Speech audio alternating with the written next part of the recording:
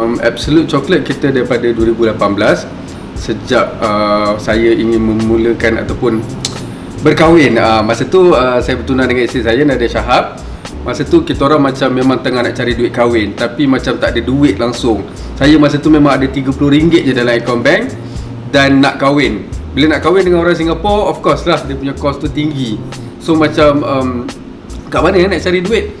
Last satu hari tu Nadia ada bawa satu kek. Dia bawa balik kek. Dia kata, apa kata you jual kek ni? Lepas tu saya macam takkanlah saya nak jual kek. Tak maskulin lah, tak macho lah sebagai seorang lelaki kita nak jual kek. Tapi disebabkan saya terdesak dan tak ada pilihan lain, so saya terpaksa juga jual kek tu.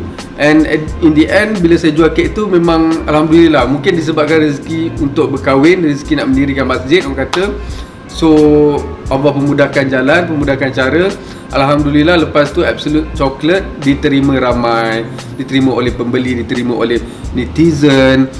Kita punya first video yang di-upload oleh Nadia, first day dah dapat lebih kurang, seingat saya pada masa tu, sebanyak 500,000 viewers. Sangat banyak pada masa tu. Tetapi tak bermakna bila kita dapat banyak view, kita dapat banyak followers, akan convert to sale. Hari pertama kita orang cuma dapat 4 biji kek. Masa tu kita orang dah rasa macam down, betul ke benda yang kita nak buat ni. Tapi kita orang fikir macam, okay tak apa, let's just kita amanah. Orang dah bayar duit untuk 4 biji kek tu, so kita orang just pergi hantar je. So bila kita hantar first day tu, kita orang tak give up. Kita cari sampai 10 biji kek. Dan hari kedua, Alhamdulillah kita orang dapat naikkan kepada 15 biji kek. And then naik seterusnya ke 20 biji kek, 30 biji kek sehari, 50 biji kek, hinggalah 100 dan 150 biji kek sehari pada tahun 2018. So kalau lah masa tu kita orang give up, memanglah tak ada Absolute Chocolate pada hari ni. Memang takkan jadi langsung Absolute Chocolate pada hari ni.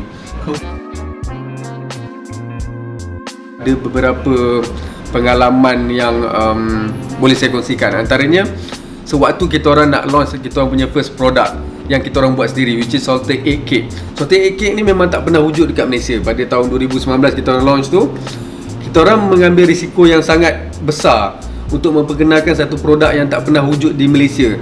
Especially Salted Egg ni dikenali sebagai kek telur masin. Bagi masyarakat Melayu, telur masin ni dimakan dengan nasi. Dia jadi pelik kalau kita makan Salted Egg ni dengan kek sebagai dessert. So pada masa tu kita orang cuba buat sesuatu yang ekstrim dengan flavor yang kita orang keluarkan.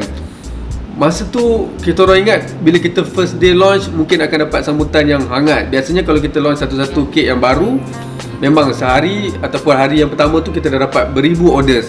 Tapi disebabkan kek ni tidak diterima ataupun sukar untuk diterima masyarakat pada masa itu, memang satu order pun tak ada. Zero orders for the first day, second day pun tak ada order, third day pun tak ada order.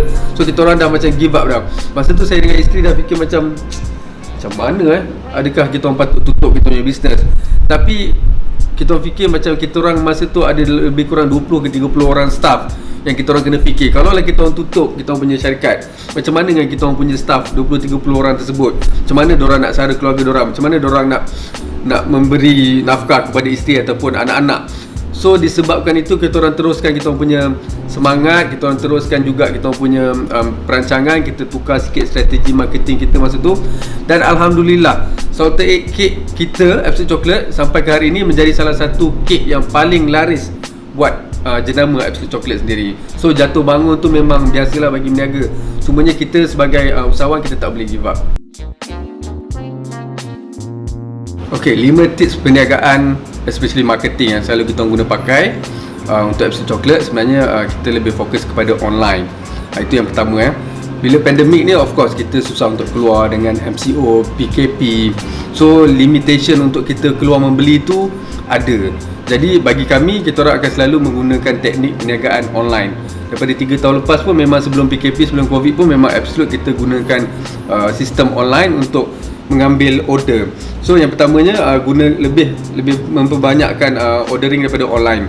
Kedua, you mesti kena tahu you punya brand identity. Brand identity ni maknanya USP.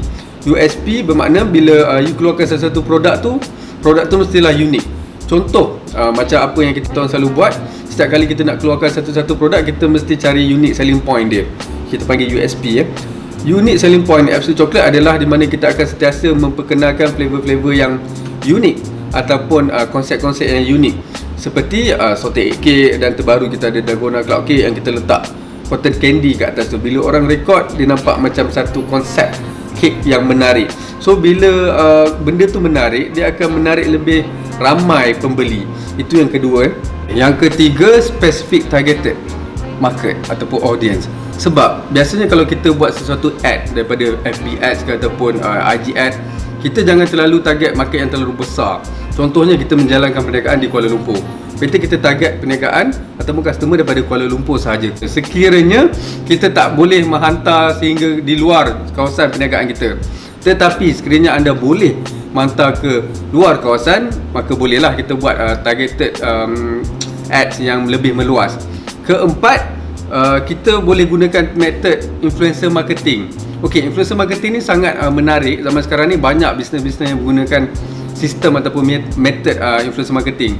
Terutamanya kita orang sendiri pun akan menggunakan influencer marketing, kerana influencer marketing ni dia menyebabkan ataupun membawa lebih banyak traffic apabila seseorang artis tu mempromosikan barang kita, dan secara tidak langsung ianya akan membawa sale yang memuaskan kepada brand-brand yang menggunakan teknik influencer marketing.